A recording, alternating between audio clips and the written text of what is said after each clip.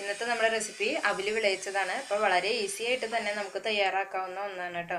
അപ്പോൾ നമുക്ക് പ്രസാദത്തിൻ്റെ ആ ഒരു ടേസ്റ്റിൽ നല്ല അവിൽ വിളയിച്ചത് എങ്ങനെയാണ് തയ്യാറാക്കണേന്ന് ഞാനിവിടെ ഒരു ബൗള്, വലിയൊരു ബൗള് നിറച്ച് അവിലെടുത്തിട്ടുണ്ട്. അപ്പോൾ ആദ്യം തന്നെ നമുക്ക് ഇതൊന്ന് ജസ്റ്റ് ഒന്ന് വെള്ളം നനച്ച് കൊടുക്കാം. അപ്പോൾ ഇത് നല്ല ക്ലീൻ ആയിട്ടിരിക്കുന്ന അവലാണ്, അത് കാരണം തന്നെ കഴുകിയെടുക്കണേൻ്റെ ആവശ്യമൊന്നുമില്ല. പിന്നെ നമ്മൾ നല്ല സോഫ്റ്റ് ആയിട്ടുള്ള അവിൽ വിളയിച്ചതാണ് തയ്യാറാക്കണേ വെച്ചെങ്കിൽ നമുക്കിത് നന്നായിട്ട് ജസ്റ്റ് ഒന്ന് കഴുകിയിട്ട് ഒന്ന് വല്ല സ്ട്രെയിനറിൽ വെച്ചിട്ട് ഒന്ന് ഡ്രെയിൻ ചെയ്തെടുക്കാം. ഇത് നമുക്ക് അങ്ങനെയല്ല ചെയ്യണേ, കുറച്ചൊരു ക്രിസ്പി ആയിട്ടുള്ളൊരു മെത്തേഡാണ് ചെയ്യുന്നത്. നമുക്ക് ആ ഗണപതി ഹോമത്തിനൊക്കെ കിട്ടുന്ന പ്രസാദത്തിൻ്റെ അത്രയ്ക്ക് ഇതല്ല, എന്നാലും ഒരു ചെറിയ സോഫ്റ്റ്നെസ് ഒക്കെ ആയിട്ട്. അപ്പോൾ അത് കാരണം നമ്മൾ കുറച്ച് വെള്ളം തെളിച്ച് കൊടുത്തതിന് ശേഷം ഒന്ന് അടച്ചു വെക്കുക. ഒരു 5 മിനിറ്റ് നേരം അടച്ചു വെക്കണം. അപ്പോൾ നമുക്ക് കുറച്ച് ചൂടുള്ള, ഒരു ചെറിയ ചൂടുള്ള വെള്ളമാണ് ഞാൻ ഒഴിച്ചു കൊടുക്കുന്നത്. ചെറുതായിട്ട് നമുക്ക് ഇതിലേക്ക് കുറച്ച് വെള്ളം ഒഴിച്ചു കൊടുക്കുക.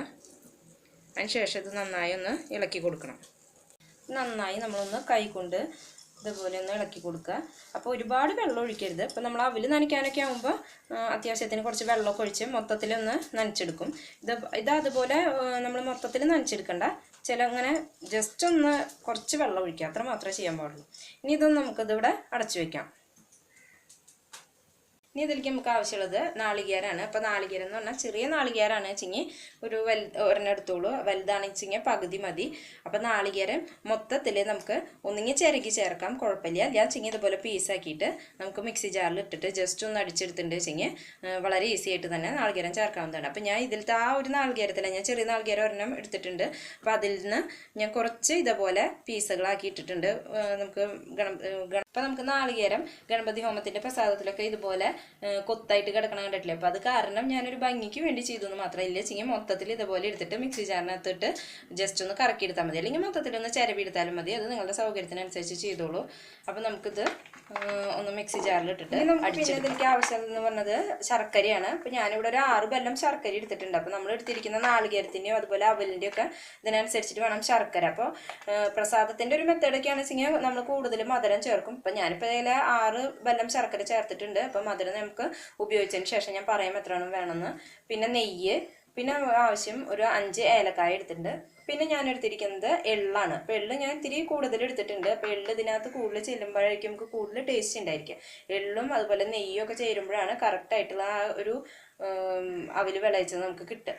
അപ്പോൾ ഇനി നമുക്കിതൊന്ന് അടിച്ചെടുത്തിട്ട് വരാം. നാളികേരം അപ്പോൾ മിക്സി ജാറിൽ ഇടുമ്പോൾ നമ്മളെപ്പോഴും കുറച്ച് വീതം ഇട്ട് കൊടുക്കണം, അല്ലാണ്ട് എല്ലാം കൂടി ഒരുമിച്ച് ഇട്ട് കൊടുത്തിട്ട് മിക്സി ജാർ കംപ്ലൈൻ്റ് ആയിട്ട് തന്നെ കുറ്റം പറയരുത്. കുറച്ചായിട്ട് ഇട്ട് കൊടുത്താൽ ഇതുപോലെ നമുക്ക് ഈസി ആയിട്ട് തന്നെ കണ്ടില്ലേ. എന്നാൽ ഒരുപാട് ചെറുതുമല്ല, ചെറുതായിട്ടൊന്ന് പീസുകൾ ഇതിനകത്തുണ്ട്, ആ രീതിയിലാക്കി എടുക്കാം. ഒന്നുകിൽ നമുക്ക് മൊത്തത്തിൽ ഇങ്ങനെ ചെയ്താൽ മതി, അല്ലെങ്കിൽ ഇതുപോലെ കൊത്താക്കി കിടക്കേണ്ടതാണ് രസം വെച്ചെങ്കിൽ നിങ്ങൾ അങ്ങനെ ചെയ്താലും മതി. അതൊക്കെ ഓരോരുത്തരുടെ പേഴ്സണൽ ചോയ്സാണ്. ഇനി നമുക്കിതൊന്ന് വറുത്തെടുക്കാം. അപ്പോൾ ആദ്യം തന്നെ നമുക്ക് ഒരു ചീനച്ചട്ടിയിൽ ഇതിലേക്ക് വറുക്കാനുള്ള നെയ്യ് ഇട്ട് കൊടുക്കാം. അപ്പം നെയ്യിലാണ് നമ്മൾ വറുത്തെടുക്കുന്നത്. അപ്പോൾ ആദ്യം തന്നെ നമുക്ക് പീസാക്കിയിട്ടുള്ളത് വറുത്തെടുക്കാം. അതിന് ശേഷം അതൊന്നായി വരുമ്പോൾ മറ്റേതിനായിട്ടും കുറച്ചുകൂടി കനണ്ടായിരിക്കും. അപ്പോൾ ഒരേപോലെ ആവണമെന്നുണ്ട് വെച്ചെങ്കിൽ ആ പീസുകളായത് മുമ്പ് ഇട്ട് കൊടുത്തിട്ട് വേണം ചെറുതിട്ട് കൊടുക്കാം കേട്ടോ. നമുക്കിതിലേക്ക് ആദ്യം പീസ് ഇട്ട് കൊടുക്കാം. ഇതൊന്ന് മൂത്തൊന്ന് കളർ ചേഞ്ച് ആയി വരുമ്പോൾ നമുക്ക് ചരുവ വെച്ചിരിക്കുന്നത് ഇട്ട് കൊടുക്കാം കേട്ടോ. അതിന് ഏറ്റവും അവസാനം നമുക്ക് എള്ളിട്ട് കൊടുത്താൽ മതി. ആദ്യം തന്നെ എള്ളിട്ട് കൊടുത്തിട്ട് വെച്ചെങ്കിൽ എള്ള് പെട്ടെന്ന് തന്നെ പൊട്ടിയത് കരിഞ്ഞു പോകും. അപ്പോൾ അവസാനം നമുക്ക് എള്ളിട്ട് കൊടുത്താൽ മതി. അതുപോലെ നിങ്ങളുടെ മുന്തിരി ഉണ്ട് വെച്ചെങ്കിൽ നമുക്ക് മുന്തിരി ഇട്ട് കൊടുക്കാം. ഇതൊക്കെ നിങ്ങൾക്ക് ഇഷ്ടത്തിനനുസരിച്ച് ചേർത്ത് കൊടുക്കാം. അണ്ടിപ്പരിപ്പ് വേണമെങ്കിൽ ഇട്ട് കൊടുക്കാം, ഒന്നും കുഴപ്പമില്ല. അതൊക്കെ അവസാനം ചേർക്കുന്നുണ്ടെങ്കിൽ തന്നെ അവസാനം ചേർത്ത് കൊടുത്താൽ മതി. അപ്പോൾ ഒരുപാട് നേരമൊന്നും വേണ്ട, കാരണം നമ്മളിത് നല്ല നൈസായിട്ടാണ് അരിഞ്ഞിരിക്കുന്നത്. അപ്പോൾ ഇതുപോലെ ഒന്ന് ഒരു 5 മിനിറ്റ് വേണ്ട, ഒന്ന് ഇതുപോലെ ഒന്ന് കളർ മാറി വരുമ്പോൾ നമുക്കിത് ചേർത്ത് കൊടുക്കാം.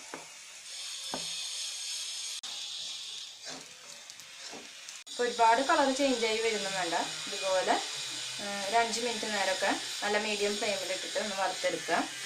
ഇത്തിരി കളർ ചേഞ്ച് ആയിട്ട് കേട്ടോ. ഇനി നമുക്കിതിലേക്ക് എള്ള് ചേർത്ത് കൊടുക്കാം. അപ്പോൾ എള്ള് നമ്മൾ നല്ലോണം ചേർത്ത് കൊടുക്കണം, അപ്പോഴാണ് കറക്റ്റ് ടേസ്റ്റ് നമുക്ക് കിട്ടുക. എള്ള് ചേർത്ത് കൊടുത്തിട്ട് ഇതുപോലെ തന്നെ മീഡിയം ഫ്ലെയിമിൽ ഈ എള്ളൊക്കെ ഒന്ന് പൊട്ടി വരും. ആ പൊട്ടി വരുന്ന ടൈമിൽ നമുക്കിനി തീ ഓഫ് ചെയ്യാം. ഇപ്പം നമ്മുടെ എള്ളൊക്കെ നന്നായി പൊട്ടി വന്നിട്ടുണ്ട്. ഇനി നമുക്ക് തീ ഓഫ് ചെയ്തിട്ട് ഇതിലേക്ക് വേറൊരു പാത്രത്തിലേക്ക് മാറ്റി വയ്ക്കാം. നമുക്ക് ആ ചട്ടിയിലേക്ക് തന്നെ എടുത്തു വെച്ചിരിക്കുന്ന ശർക്കര ഇട്ട് കൊടുക്കാം. പിന്നെ നമുക്ക് കുറച്ച് വെള്ളം ഒഴിച്ചു കൊടുക്കാം. ഒരുപാട് വെള്ളമൊന്നും ഒഴിച്ചു കൊടുക്കണ്ട. ഒരു അര ഗ്ലാസ് വെള്ളം ഒഴിച്ചു കൊടുത്താൽ മതി. ചെറിയ ഗ്ലാസ്സിൽ അര ഗ്ലാസ് വെള്ളം കേട്ടോ. അല്ലെങ്കിൽ നമ്മൾ ഇതിൻ്റെ കല്ലൊക്കെ ഒന്ന് ഉരുക്കിയെടുത്തതിന് ശേഷം വേണം പിന്നീട് നമുക്ക് ഇതൊന്ന് തിളപ്പിച്ചെടുക്കാൻ വേണ്ടിയിട്ട്. ഇപ്പോൾ ജസ്റ്റ് ഒന്ന് അലിഞ്ഞ് ചേരാനുള്ള വെള്ളം ഒഴിച്ചു കൊടുക്കുക. ഒരു അര ഗ്ലാസ് വെള്ളം ഒഴിച്ചു കൊടുത്താൽ മതിയാവും. അപ്പോൾ ഇതെല്ലാം അലിഞ്ഞ് വന്നിട്ടുണ്ട്. ഇനി നമുക്ക് ജസ്റ്റ് ഒന്ന് അരിച്ചെടുക്കാം. അപ്പോൾ നമ്മളത് വീണ്ടും നന്നായി അരിച്ചതിന് ശേഷം തിളപ്പിച്ചെടുത്തതാണ്. ഇതിലേക്ക് നമുക്ക് എടുത്തു വെച്ചിരിക്കുന്ന ഏലക്കായ ഇട്ട് കൊടുക്കാം. ഇനി ഇതൊരു 1 സ്റ്റിക്ക് കൺസിസ്റ്റൻസി ആവുന്നത് വരെ നമ്മൾ ആക്കുക. ഇപ്പോൾ ഏകദേശം ആയി തുടങ്ങിയിട്ടുണ്ട്. നമ്മളിങ്ങനെ ഇളക്കുന്ന ആ ചട്ടുകം ജസ്റ്റ് ഒന്നിങ്ങനെ പൊന്തിച്ച് നോക്കി കഴിഞ്ഞിട്ടുണ്ടെങ്കിൽ ഇതിൻ്റെ അവസാനം അങ്ങനെ ആ ഒരു സ്ട്രിപ്പ് വരുന്നത് കാണാം. അതല്ല എന്നുണ്ടെങ്കിൽ നമ്മൾ വിരലുപയോഗിച്ച് ഇതുപോലെ ഇങ്ങനെ നോക്കിയാൽ മതിയാവും. അപ്പോൾ ഇത് കണ്ടില്ലേ, ഇതുപോലെ വന്ന് തുടങ്ങിയിട്ടുണ്ട്. അപ്പോൾ ഇനി നമുക്ക് എടുത്തു വെച്ചിരിക്കുന്ന അവിൽ ഇതിലേക്ക് ഇട്ട് കൊടുക്കാം. അപ്പോൾ നമ്മൾ ഒരുപാട് വെള്ളം മുമ്പ് തന്നെ ചേർക്കരുത് കേട്ടോ. ഒരുപാട് വെള്ളം ചേർത്ത് കഴിഞ്ഞിട്ടുണ്ടെങ്കിൽ നമ്മൾ സാധാരണ അവിൽ നനച്ച പോലെയുള്ള അങ്ങനെ ഭയങ്കര സോഫ്റ്റ് ആയിട്ട് പോകും. അതിനേക്കാട്ടിലും നമുക്ക് ഇതായിരിക്കും കൂടുതൽ ടേസ്റ്റ് ഉണ്ടായിരിക്കാം. അപ്പോൾ നമ്മൾ ഇപ്പോൾ ഈ ടൈമിൽ ലോ ഫ്ലെയിമിൽ വേണം ഇടാൻ. അതിന് ശേഷം നമുക്ക് വറുത്ത് വെച്ചിരിക്കുന്ന നാളികേരവും ചേർത്ത് കൊടുക്കാം. ഇനി നമ്മൾ നന്നായി ഒന്ന് മിക്സ് ചെയ്തെടുക്കുക. എല്ലാ ഭാഗത്തും ഇതുപോലെ മിക്സാക്കി എടുക്കുക. നന്നായി ഇളക്കി യോജിപ്പിച്ചതിന് ശേഷം അവസാനം നമുക്ക് കുറച്ച് നെയ്യ് ചേർത്ത് കൊടുക്കാം. ഇനി ഇത് നന്നായി ഒന്ന് യോജിപ്പിച്ചെടുക്കാം. അപ്പോൾ ഇനി നമുക്ക് തീ ഓഫ് ചെയ്യാം. അപ്പോൾ നമ്മുടെ അവിൽ വിളയിച്ചത് തയ്യാറായിട്ടുണ്ട്.